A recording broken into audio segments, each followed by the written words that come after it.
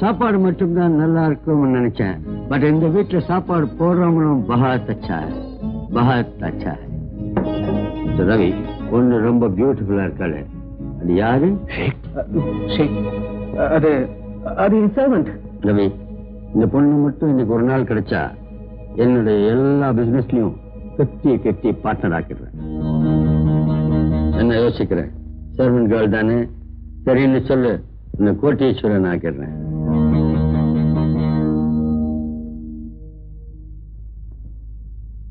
Sir, உங்களுக்கு என்ன வேணும்னு கேட்டு வர சொன்னாரு. உன் பாஸ் ரொம்ப நல்ல மனுஷன். தேங்க்யூ. நீயும் ரொம்ப நல்ல பொண்ணு நினைக்கிறேன். Thank you very much. அது மட்டும் இல்ல, இந்தியாவிலேயே சர்வன்ட்ஸ் எல்லாம் கூட ரொம்ப பியூட்டிஃபுல்லா இருக்காங்க. இந்த பயந்துட்டியா? உன் பாஸே பர்மிஷன் கொடுத்துட்டான். எதுக்கு? உன்னை என்ஜாய் பண்றது. இந்தியா வரும்போதே திரும்பி உன் நாட்டுக்கு வர மாட்டேன்னு சொல்லிட்டு வந்துட்டியா? இல்ல, உன்னோட சேர்ந்து வருவேன்னு சொல்லிட்டு வந்திருக்கேன். எடு கையே. ரொம்ப நல்லா பேசுறிய. எடு கையே. இல்லன்னா தமிழ்நாட்டு பெண்ணுக்கு ரொம்ப தைரியம் ஜாஸ்தி.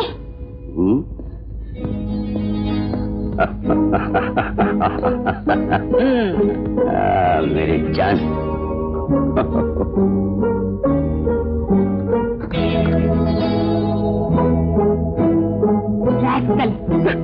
நீர் மேல ஆசை இருந்தா உடனே ஓடி போயிடு. ஒரு நிமிஷம் நின்னா கூட சுட்டு பொத்திக்கிடுவேன். போடா. Don't hurt me. I'm sorry. No. No, please don't hurt me. No, don't hurt me. Hey, என்னது? நீ மனுஷனா? மாமா வேலை செய்யறவங்க கூட மத்த பொண்ணுங்களை தான் கூட்டி கொடுப்பான். ஆனா நீ கட்டின பொண்டாட்டியவே கூட்டி கொடுக்க முடிவு செஞ்சுட்டியே. உன்ன மாதிரி ஒரு கேவலமான ஜென்மம் இந்த உலகத்துல எதுவுமே இருக்க முடியாது. இத பார், விளையாடாத, துப்பாக்கி காட்டி பயமுறுத்துறியா? எந்த தமிழ் பொண்ணும் தான் புருஷனை கொல்ல மாட்டா. மானமுள்ள எந்த தமிழனும் தான் பொண்டாட்டியை கூட்டி கொடுக்க மாட்டான்.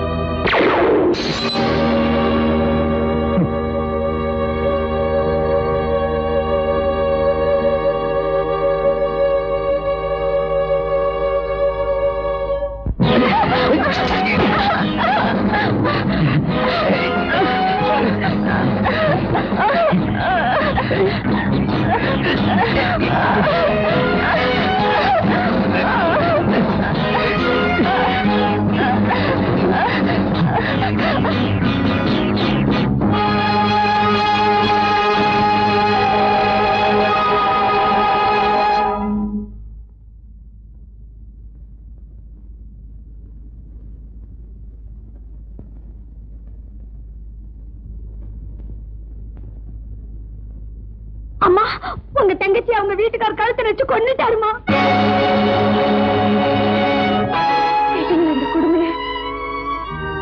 அவளை நான் எப்படி வளர்த்தேன்? இதுக்காக நான் அவளுக்கு கல்யாணம் பண்ணி வச்சேன். ஏமா, நீங்க அதை பாத்தியா? ஆமாங்க, அந்த அநியாயத்தை என் கண்ணாலும் பார்த்தேங்க.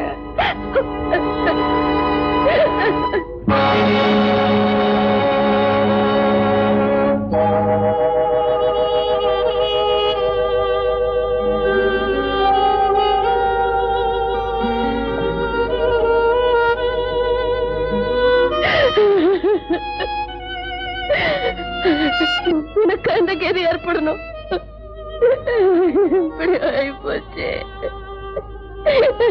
பாத்தீங்களா, உங்க தங்கச்சி என்ன தனியா தவிக்க விட்டு போயிட்டா.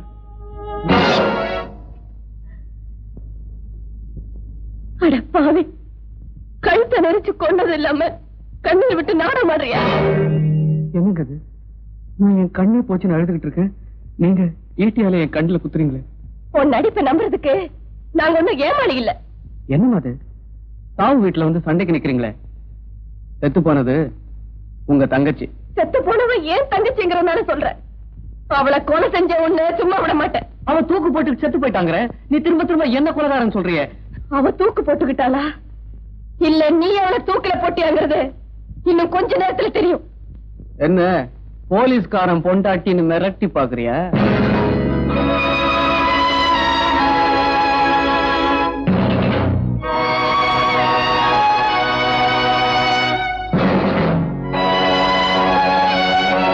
பாத்தீங்களா இந்த அநியாயத்தை? இவனை இந்த கொலைகாரனை சும்மா விடக்கூடாது.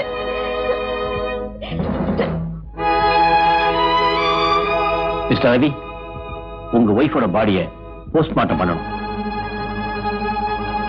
அதுக்கு ஆர்டர் இருக்கா? நீங்க கேட்பீங்கன்னு தெரியும். ஏடா அபிஷ்டோ, உன் பொண்டாட்டி கழுத்தை வச்சு கொல்லும் போது உன் கை நடுங்கல, அவளை தூக்க தொங்க விடும் போதும் நடுங்கல, இங்க வந்து என்னமா ஹார்மோனி வாசிக்கிறேன்? என்ன என்ன சார் இது? என்ன காப்பாத்திக்கணும்னு ஏதோ ஆத்திரத்துல தப்பு பண்ணிட்டேன். அந்த தப்புல இருந்து நான் எப்படி தப்பிக்கணும்னு தான் குழம்பிக்கிட்டு இருக்கேன். என்கிட்ட வந்தா சொன்னோம், அப்புறம் என்ன குழம்பு ரசம் இல்ல? உங்களுக்கு இன்ஸ்பெக்டர் சந்திரசேகர் பத்தி தெரியாது? நன்னா தெரியும். என்ன தெரியும்? என்ன தெரியணுங்கிற? போங்க சார், அவர் எடுத்த கேஸ் எதுலயும் தோத்ததே கிடையாது. நீ என் கிளையண்ட் ஆச்சேன்னு பாக்குற, இல்லாட்டா சொட்டையில மண்டல எடுத்துரு. ஆமா. போடா. ஏடா உனக்கா இந்த கேஸ்ல ஆஜராக போற வக்கீல் யாருடா? நானு. உன்னையும் காப்பாத்தி அந்த கொலை அந்த சந்திரசேகர் தான் பண்ணான்னு திருப்பி விடுற அளவுக்கு என்கிட்ட திறமை இருக்கல. அது சரி சார், கேஸ்ல போஸ்ட்மார்ட்டம் ரிப்போர்ட் நமக்கு சாதகமா வரலன்னா நீ தூக்குல தூங்குற. ஏடா போஸ்ட்மார்ட்டம் பண்ண போற டாக்டர் யாரு? டாக்டர் பஞ்சநாதன். பஞ்சநாதன். அவரோட செல்ல பேர் என்ன தெரியுமா? லஞ்சநாதன். பஞ்சநாதன் பஞ்சநாதன் பஞ்சநாதன். டாக்டர், திருமதி ரவீந்திரோட பிரேதத்தை பரிசோதனை பண்ணது நீங்க தானே? எஸ். உங்க போஸ்ட்மார்ட்டம் ரிப்போர்ட்ல என்னன்னு எழுதிருந்தீங்க? அந்த பெண் கண்டிப்பா கழுத்து நெரிக்கப்பட்டுதான் இறந்திருப்பாங்க. நெரிக்கப்பட்டுன்னா எனக்கு புரியல, கொஞ்சம் விவரமா சொல்லுங்க. அந்த பெண்ணுடைய தொண்டை குழாய் அழுத்தப்பட்டு தான் செத்துருக்காங்க. அப்போ அந்த அழுத்தம் கயத்துல தொங்கினாலும் ஏற்படலாம், கழுத்தை நெரிச்சாலும் ஏற்படலாம் இல்லையா? ஏற்படலாம். இப்போ நீங்க எந்த அழுத்தத்தை அழுத்தமா சொல்றீள்? அதாவது அந்த பொண்ணு யாரோ ஒருத்த கழுத்தை நெரிச்சதுனால செத்தாளா இல்ல கயத்துல தொங்கினதுனால செத்தாளா? ரெண்டுக்கும் சான்ஸ் இருக்கு சார். பதில அழுத்தமா சொன்னதுக்கு ரொம்ப நன்றி, நீங்க போகலாம். That's all, Your Honor. Your Honor, போலீசால் கண்கூடான சாட்சி என்று சொல்லப்படும் அந்த வீட்டு வேலைக்காரி சத்யாவை விசாரிக்க அனுமதி கோருகிறேன். Yes, proceed. ஏமா, நீ அவங்க வீட்டுல எத்தனை வருஷமா வேலை பாக்குற? 3 வருஷமா வேலை பாக்குறேங்க. அப்படியா? அங்க எப்படி புருஷன் பொண்டாட்டிக்குள்ள அடிக்கடி சண்டை வருமோ? அதை ஏன் கேக்குறீங்க? எப்ப பார்த்தாலும் ஒரே சண்டை தான். தினம் குடிச்சிட்டு ஒரே கலாட்டா தாங்க. பாக்குறதுக்கே ரொம்ப சங்கடமா இருக்குங்க. சரி சரி, சம்பவம் நடந்த அன்னைக்கு நீ என்ன பார்த்த? ஐயா அன்னைக்கு ஒரு வெளிநாட்டுக்கார விருந்து கூட்டிட்டு வந்தாரு. அவர் வந்ததுனால தாங்க இவ்வளவு சங்கடமா நடந்து போச்சு. சரி சரி, விஷயத்தை சொல்லிட்டு அப்புறமா அழுமா. விருந்து முடிஞ்ச உடனே அந்த வெளிநாட்டுக்காரர் பெட்ரூம்ல படுக்க போயிட்டாரு. ஐயாவும் அம்மாவும் போய் படுத்துட்டாங்க. நான் பாத்திரம் கழுவிக்கிட்டு இருந்தேன். ஐயா தூங்குனதும் அம்மா எந்திரிச்சு அந்த விருந்தாளி படுத்திருந்த ரூமுக்குள்ள போனாங்க. அம்மா மட்டும்? ஆமாங்க. எதுக்கு போனாங்க? இந்த விஷயத்துல அம்மா ஒரு மாதிரிங்க. இந்த விஷயத்துல பல மாதிரி இருக்கு, இதுல உங்க அம்மா எந்த மாதிரி அதை சொல்லு.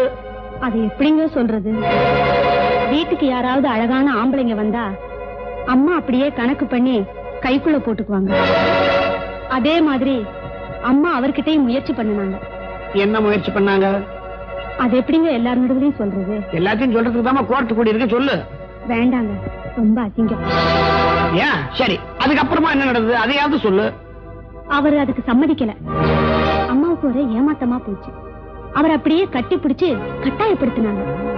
அவர் பாவம் பயந்து போய் வெளியில ஓடி வந்து ஐயா கிட்ட எல்லாத்தையும் சொல்லிட்டாரு. இல்ல, யாரும் நம்பாதீங்க. என் தங்கச்சி அப்படிப்பட்டவர் இல்ல. யாரும் நம்பாதீங்க. Order order order. யாரும் நம்பாதீங்க. பாருங்களேன் இந்த அநியாயத்தை. என் தங்கச்சி அப்படிப்பட்டவளா? நீங்க போய் சொல்லுங்களேன். போய் சொல்லுங்களேன். Please sit down. ஓகே. அப்புறம் என்னாச்சு? ஐயாவுக்கு ரொம்ப பெரிய மனசுங்க. அதுலயும் அம்மா மேல ரொம்ப உயிருங்க. ஐயா அம்மாவை மன்னிச்சு இப்படி எல்லாம் நடந்துக்காதுன்னு சொல்லி படுக்க சொல்லிட்டாருங்க. அடுத்த நாள் காலையில எந்திரிச்சு பார்த்தா அம்மா தூக்கப்பட்டு செத்துட்டேன். ஐயாவை தனியா தவிக்க விட்டுட்டு போயிட்டாங்க ஐயா. இப்படி எல்லாம் அநியாயம் நடக்குங்க. அழாதமா அழாதமா அழாது. யுவர் ஆனர், அரசாங்க டாக்டர் நான் கேட்ட கேள்விகளுக்கு அழுத்தமா பதில் சொன்னாரே தவிர அந்த பொண்ணு கழுத்துல இருக்கிற அழுத்தத்துக்கு காரணம் என்னங்கறத கிளியரா சொல்லல. he was very ambiguous in his reply. so அங்க ஒரு benefit of doubt கண்டிப்பா இருக்கு. பாயிண்ட் நம்பர் 2, போலீஸ்காரா கொண்டு வந்தாலே ஐ விட்னஸ் அந்த வேலைக்காரி அந்த அம்மா சொன்ன சம்பவங்கள் எல்லாம் கேட்டதுக்கு அப்புறமும் நான் இந்த கேஸ்ல ஃபர்தரா ஆர்கியூ பண்ணணும்ங்கற தேவையில்லைன்னு நினைக்கிறேன். That's all your honour. Yes, இந்த வழக்கின் அடுத்த விசாரணை வருகிற 21ஆம் தேதி என்று தள்ளி வைக்கப்படுகிறது. ஓய், மத்தவாளுக்கெல்லாம் ஜட்ஜி சொன்னதுக்கு அப்புறம் தான் தெரியும் இந்த கேஸ்ல தீர்ப்பு என்னன்ட்டு. நேக்கு ஆரம்பத்திலே தெரியும் நான் தான் ஜெயிக்க போறேன்ட்டு. நான் யாரியா? என்ன முறைக்கிற? இந்த முறப்புக்கெல்லாம் நீ ஏன் பயப்படுற? இது ஆஃப்டர் இஞ்சி முறப்பு. காக்கி முறைக்கிறது பக்கத்துல வாங்க. இந்த தீர்ப்பை வேதம் நேத்துக்கு நாங்க ஒண்ணு பைத்தியக்காரங்க இல்ல. உன் மனசாட்சியே ஒரு நாள் உனக்கு தண்டனை கொடுக்க போகுது. மனசாட்சியா?